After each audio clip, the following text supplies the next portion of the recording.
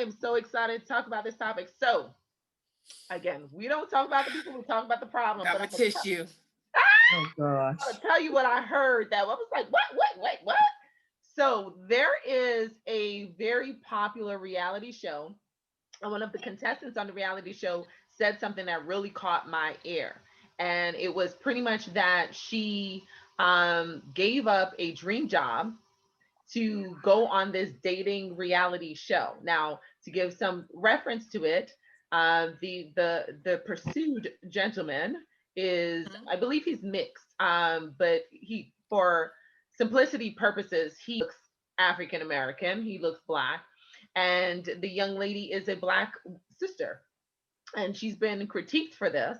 And so I figure we're going to talk about it because there it touches on a lot of very relevant things when it comes to women family planning, right? And so is it really that deep that we need to forego our education and pursue some handsome gentleman on a television reality show where the statistics are against you? But that's a whole other issue. We're not going to go You there. weren't gonna choose no black woman. Come on now, please. Focus. Well, that's been one of the critique. That's been one of the critique. So did she make the wrong choice?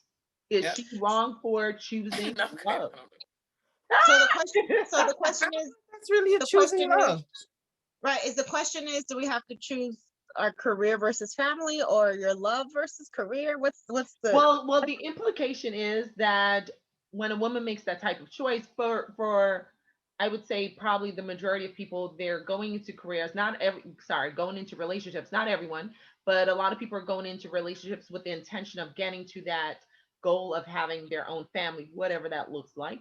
And so, for a larger scheme discussion, is she wrong for choosing to pursue this gentleman who could be her husband? Now, granted, the streets are saying no, but beyond the streets, did she make the wrong choice? She gave up not just a job, but mind you, she said that this was a dream job. he's her husband? No, No, not Oh, even he's her close. Or we boyfriend. can't say what the hell this he's show not is. it. No, we're not gonna say what this show is because they ain't giving us no coins. Wait. Oh, It's a dating show. It's a dating show, and he's being pursued by many women. And okay, but that's different because she may It's have given up very that dream different. job, but there's also exposure on that new show. I So mean, that's what I was gonna say. yeah, that's different. But in but general, but in let's real life, say let's say she is sincere in her pursuit, and she is sincerely pursuing him in the context of giving up her dream job. Not just like how many people can say that they're in a dream job. yeah, but see, okay, I think there's a difference because this That's is a TV versus real life. Now check it. If I have the option of my dream job, but also being on national television, maybe I have other dreams and maybe that's fooling me. But like in real life, you mean like if I'm choosing between my dream job and following a man, that's her prerogative. I mean, well. Let's who am talk I? about it. Let's talk about the real life. Should we be pursuing relationships and men over careers? Like, is what are we Can doing? you balance the both? Can you balance both? Can we? Can we? Dr. T, you say you like to balance both. Can you balance both? Well, that's a really good question. Is there really such thing as a balance? I I mean, can if we're tell Mm. you. talking about, sorry, go ahead, Chastity. Go ahead. No, I was just saying, I don't know. Like I wasn't raised this way. Because I don't know if my grandmother knew what the world had in store for me as a little black girl. So when I went to when I went to live with my grandmother, the only thing I ever knew was college from the time I was 10 years old. So I didn't know there were any like other options until I got to college. And you got girls in school who were there trying to get their MRSs, and I was legit trying to get Yes, it. So yes. I wasn't raised that way. I was raised to be in a way, not saying that the other way is wrong either, but I was raised in a way to be, I don't know what your future will hold, but whatever it is, you will be capable Mm. of doing this by yourself and for yourself and not be dependent. And my grandmother not wanting me to be dependent was based on her history. and being a woman of a certain age, growing up in a particular time where you got married and you had kids, you really didn't go to school. But from her history to raising a 10-year-old to knowing what she knew, she didn't want that for me. And so I went from high school to college to grad school, back to back to back to back to back. So it's a, I don't know, it just was, for me, it wasn't any other choice until I was able to make that decision or that choice for myself. But once I made that, I was 23 and I was graduating grad school by then. So I had Yeah. my education. So And I I think, and I think, Chastity, to what you're saying, I think it depends. I mean, like, is it your dream job, but you also want a family and you're also maybe 34 and you're like, you know what, maybe I have a future with this man. I want to invest in this because I want to have children and I feel like my time is limited for this. I mean, I think it's a fallacy. Well, in my experience, I think it's a fallacy to think that you can have anything without sacrificing somewhere. It doesn't mean you have to Yes. sacrifice everything, Ooh. but that is something that I learned. So Mhm. when I had my first daughter, I was 30. I had already started my career. I had traveled. I had done all these things. And I always thought I was going to be a career-driven woman. I always knew I wanted to have children, and I chose to have children. I actually wanted to like do Doctors Without Borders and travel the world. Dr. T, you know this. But I got to a certain age where I said, wait a minute, my time is limited here. And I also had this competing dream of wanting to have children and stability in a home with a family. And so there was a time limit for one and not necessarily for the other. So I chose to get married and have children and do all of that while the time was still available to me. I cried about it later. I was like, oh no, I should have traveled more. When things got hard, I cried about it later. But I realized as I had to grow up, I realized that I wasn't going to be able to have everything all at once the way I thought I was going to have it. That I was going to have to make intentional decisions here and there to set myself up to get certain places. So I chose, yes, to sacrifice here a little bit so I could have this. And then once I had kids, I didn't never think I wanted to be a stay-at-home mom. Then I had kids and I was like, ooh, my career isn't calling me like it was before. I think I may want to stay at home with my children. What? I wasn't raised like that. I was raised by women in the big city that you go and you have nannies and you do it all. And it was really hard for me to come to terms with the fact that like, oh, maybe there are some places that I'm going to have to sacrifice here and there to have this. Now, I can be mostly career and sacrifice time with my kids, which is a choice. Or I can kind of go more into my family and sacrifice a little bit of my career for a certain time. And that's a choice. So I think it's all about choices, and it's a fallacy to think that you're never going to have to sacrifice somewhere somehow for the things Yeah, that I you want. think they lied to us. I think that whole Yeah. superwoman stereotype, we can do it all well at the same time, is a big fat lie, It is a lie. lie, I lie. agree. You think it's a lie? I It's an agree. absolute lie. It's an absolute lie. There's not enough hours in the day to Mhm. really nurture both career and a family. And I don't have a family, but by the time I come home, I'm done. I can't even imagine having, I don't know how y'all do it. Because by the time I come home after It's nurturing my crazy. career all day, Krista, this is how we do it. You see it? I got them too, and I ain't even got no kids. That's the problem. By That the part. And Karen, not saying that you can't have it all, not saying that you can't have a career and have kids. I'm just saying that somewhere something's got to give a little bit. So if You're you are, right. yeah, You're and I totally think, right. yeah. Because even with me, I started at a young age. Like Chad said, she was, at a point, well, she was raised, take care of yourself, be on this career driven. I was the opposite. It's like, hey, if you don't get no man, you ain't gonna get nowhere in life and all that. Although I wasn't looking for a man, but he did come. And then my driven to go into career more was looking at my baby, looking at my child, Mm. driven me to do something with my life, to have somewhat of a career and to do something. So that driven, but it's not for everybody. It's not for everybody. It's not going to work for everybody. And stay at home mom. I love y'all out there. I don't know how to do it. This pandemic has made me cuckoo crazy, and I need a therapist because staying at home with 3 kids and trying to balance your career and have me time. I don't know. It's Yeah. a lie. I think from a, I, sorry, go ahead, Doc. No, you go. I was going to just say that I think from a early age, we're taught or we're conditioned through fairy tales, through all these stories, to think that this is the life that we're supposed to have. And when we get of age, we start romanticizing the idea of, okay, and we put ourselves on these timelines. Okay, by the time I'm 25, I'm going to be married. By the time I'm 30, I'm going to have my first child, and da da da da da. And when your vision doesn't live up to your reality, that's when a lot of Depression. anxiety and depression and stuff starts to set in. So I relinquished those expectations a long time ago and decided to just live. Live, And right? if someone came along within that time, then so well be it. Say But that again. Just live. Say that one more time. You did what? You did what?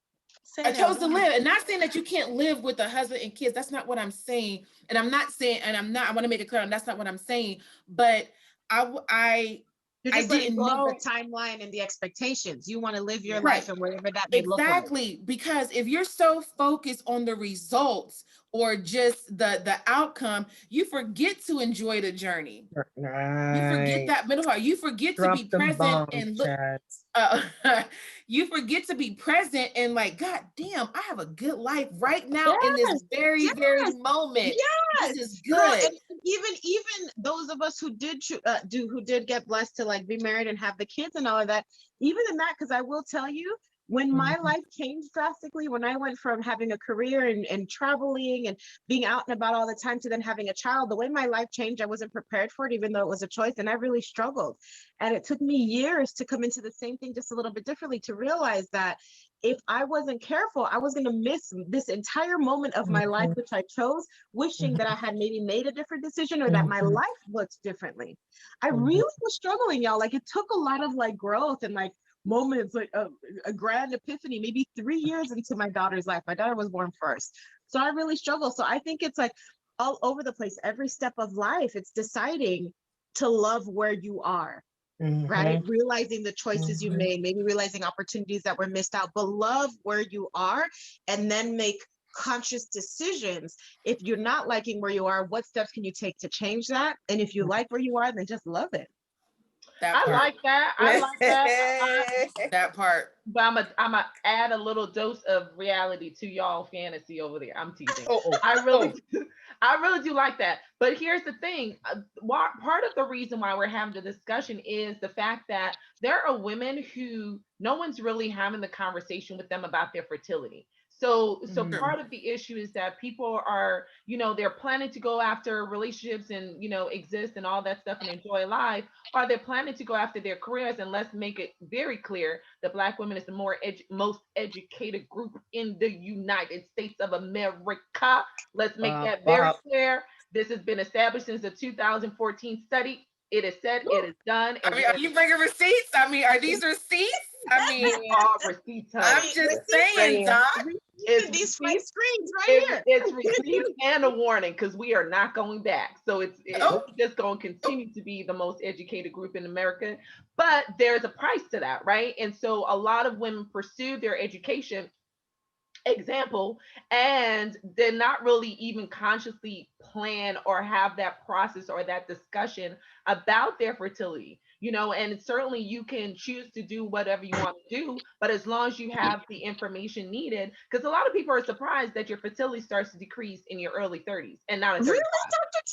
Really? I find that hard to believe. I feel like everybody I ever knew that our time was counted.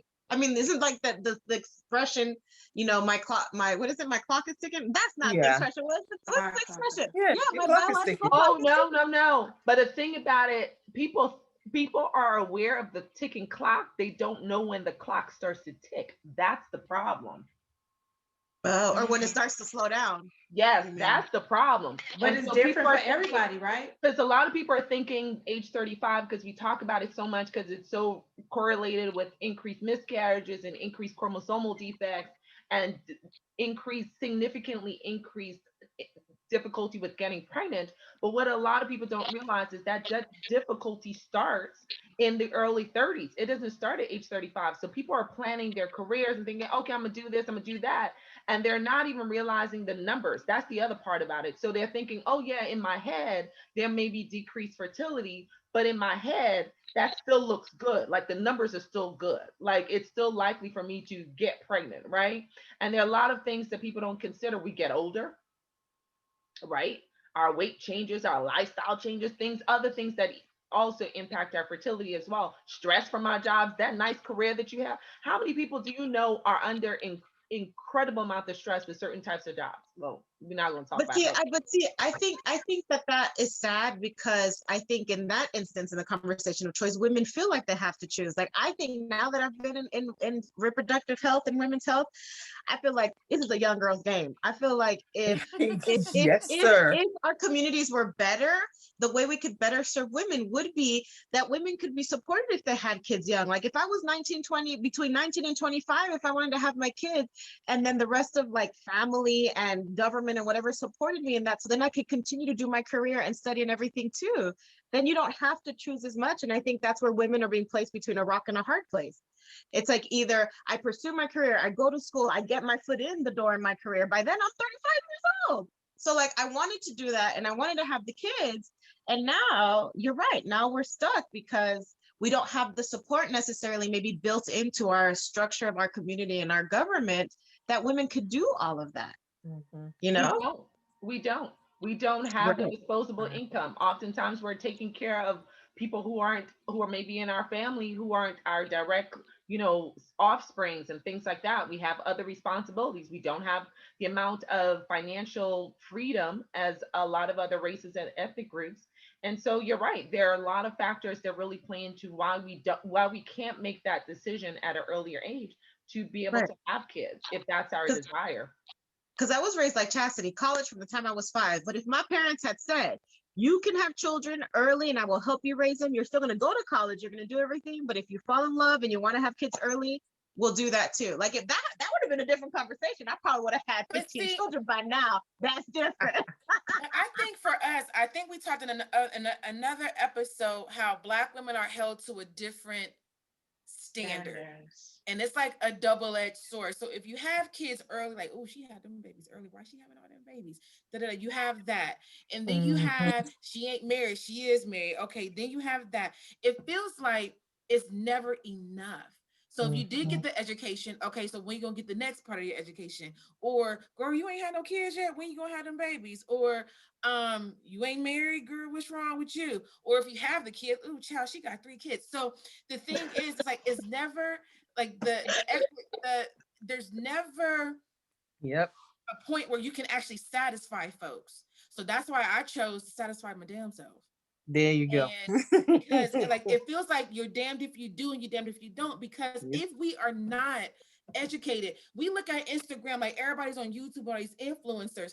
If the computers die today, so would a lot of damn careers of those who are dependent upon the computer. So, and not everybody makes it. So people look like, people look at celebrities, like you see an overnight success. So overnight success took 10 years in the making. Let's just be real. Right. Mhm. Right. I mean, so I think I was saying that our young Black girls need to be educated.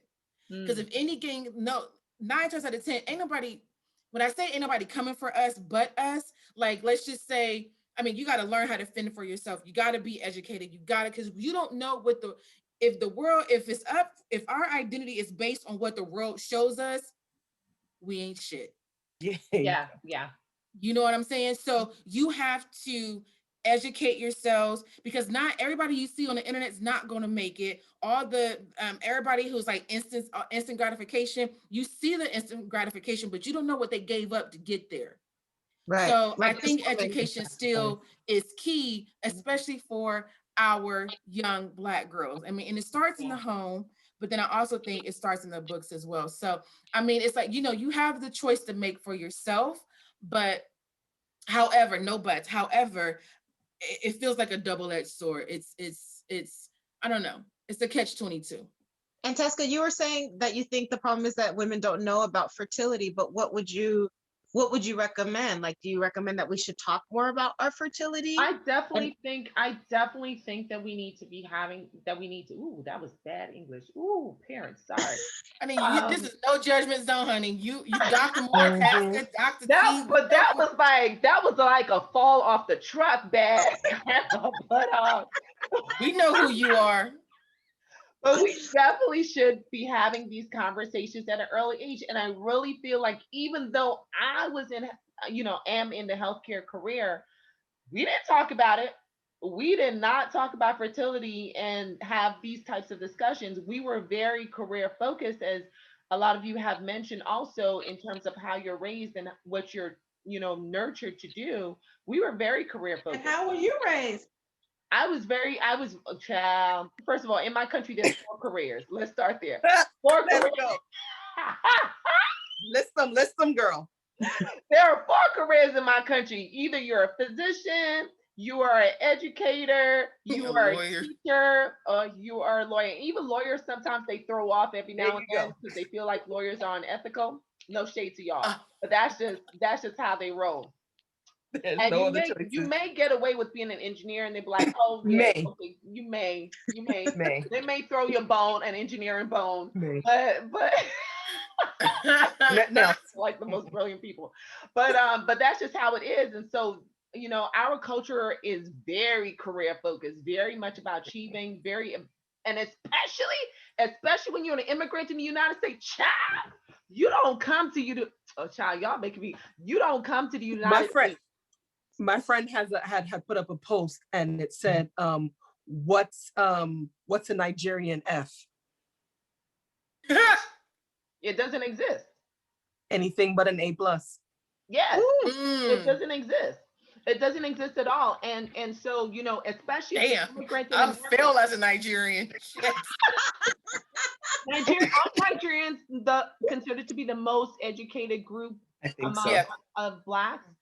Yes. So yeah, and it's we all kind of raised in these structures. And let me tell you, if you come to the United States, which was considered to be the golden apple, but now that the world is global, and we all know everybody's business, it's not viewed as much the Right. same. But the impression was, if you came to America, that you better get yourself some education, because there are people who are in your country who don't have the same access, who have the same dreams, same capability, same ability to accomplish the same thing that you do. So there was a lot of pressure about, especially in Mhm. immigrant families, when you come to the US, that you better make it work, because it's almost in some ways like you were the chosen village person that Right. You that got carry the through. whole rest of the island on You your back. carry the whole island. You represent the entire island, the entire country, and you better do right by us. And if you don't, they're gonna let you know.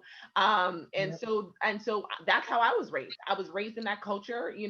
I've shared this with you guys. I would be dancing with Janet Jackson had it not been for these expectations. Had it not been for the 4 careers we were allowed. Had it Right. not been, had Janet Jackson backup dancer been on that list, I would have been straight. But Tasca, do you think, a lot of women now say that, you shouldn't be asking women when they're going to have a baby, that You there's so shouldn't. much pressure, out there. Do you think that having conversations about fertility would put more undue pressure on women and making them feel even more so like they have to choose? No, I think it'll free them, because it's the way you present the information. It's, are you giving the information with leading intention so that the person decides to have a family? No, you're giving the information so that they are truly free to make the decisions that they want to make, that's right for them. And there are going to be some women that'll be like, oh, I'm down, let me find my Mr. right now. And others that are like, oh, I'm not messing with that. I really, because I have that conversation with my women who are having fertility issues, like, what's important to you? Is having your genetic offspring important? That is a very key Right. question for women, because Right. you make different decisions if you want your genetic offspring. If you want somebody to carry your parents' name, it's a very different ball game. And so I'm all about informing women so they make those decisions. Absolutely, 1000%. Let them know. Let them know early, because you start forming They your don't talk about this.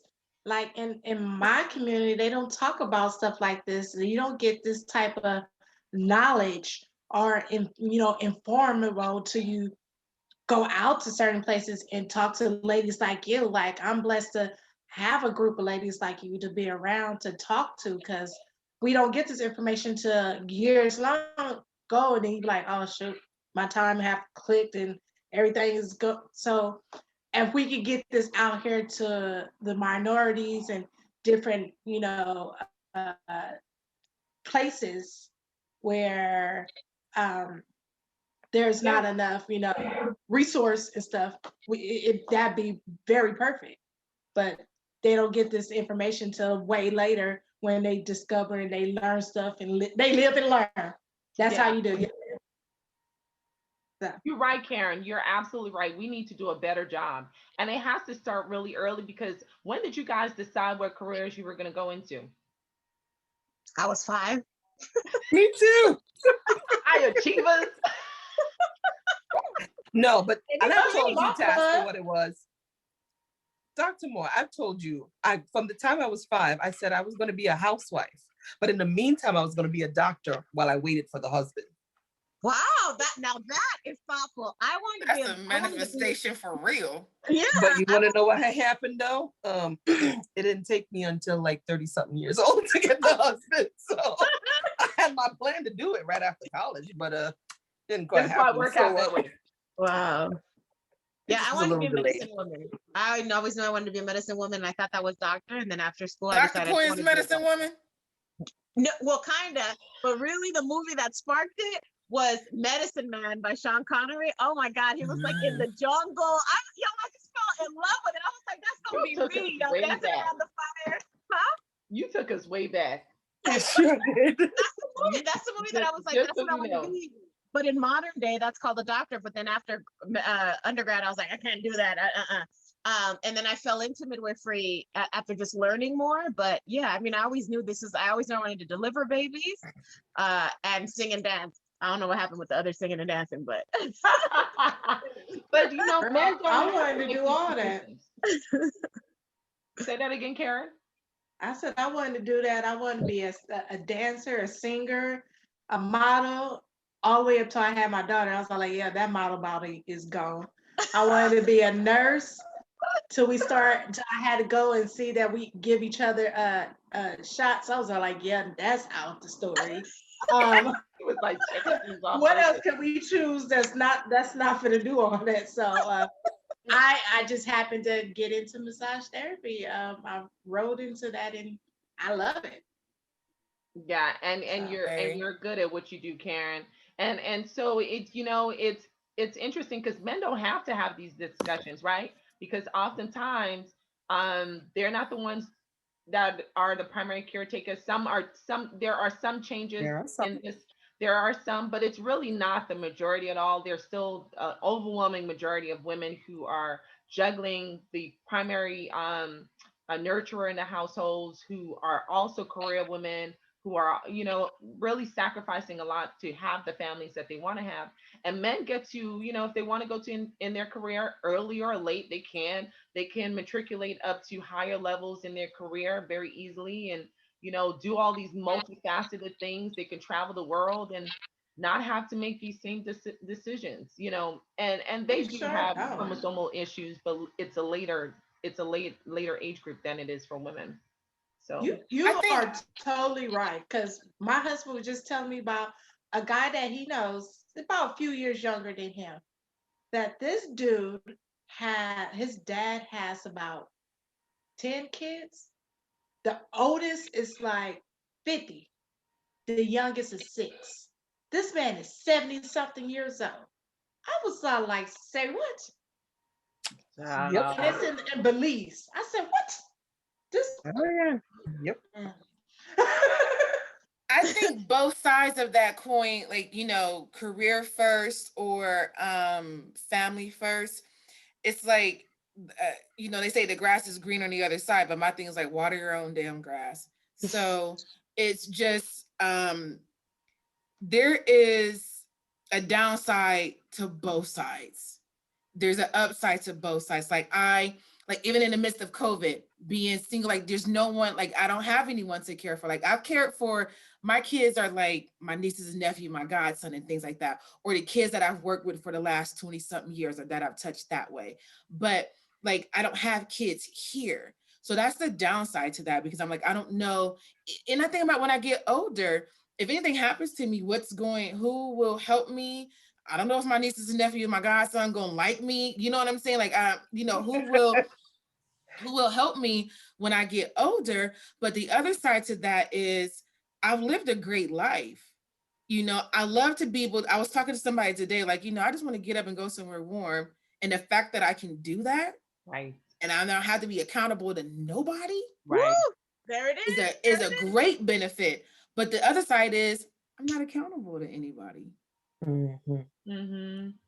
I ain't accountable to anybody. Let me tell you, to your point, to Chastity, I mean, yeah, to your point, to Chastity, it really, like during the pandemic as a single woman, I could tell you, like, one of the things that I started to do was check in on my other single women, because for people who started, especially working from home, because there's no one really knows if you're okay, if you're not okay, because there's no one else, and so we started checking in on each other, like, girl, you still alive, you good? Because otherwise, if you are working from home, it's a home routine, so there's no one to say, oh, she's missing, I didn't see her today, let's check and make sure that's she's scary. okay. Tassie, you're right. You are so right. I said, if I fall in my house, hit my head, and I'm unconscious and I never gain conscious, well, if I in my house, no one will come for me no time soon. Yep. And that is a sad reality. It is y'all or call y'all. I know. Yes, you can. I ain't gonna answer. Maybe we should. But I love you, Karen. Maybe we should. But what I will say a med on the alert. flip side, what I will say on the flip side, don't y'all call me on Saturday morning with your kids up early. Don't do it. Don't pick up that phone. Why not? Fine. Don't check on me at 7 o'clock. Why not? That's Because come Just up. showing some love. I know. I might be in these COVID sheets. Don't be calling me that early. Show me your love after 10 o'clock. We want you to not feel not 9, not 9 o'clock. You know show me your love after 10 o'clock on a Saturday. But Don't Dr. you do it. Dr. T, what would be an interesting topic of conversation is how can our communities better support our single people? I like that topic. Things like that we've never even thought, like, maybe a phone here, maybe something that's so routine that you don't even think about it anymore. It's like something like that, like a check-in, or, something so that we can better support our single people. Yeah. I don't like that. A pity phone call from you. It's not a pity phone call, girl. You never know. It may be a nice escapism.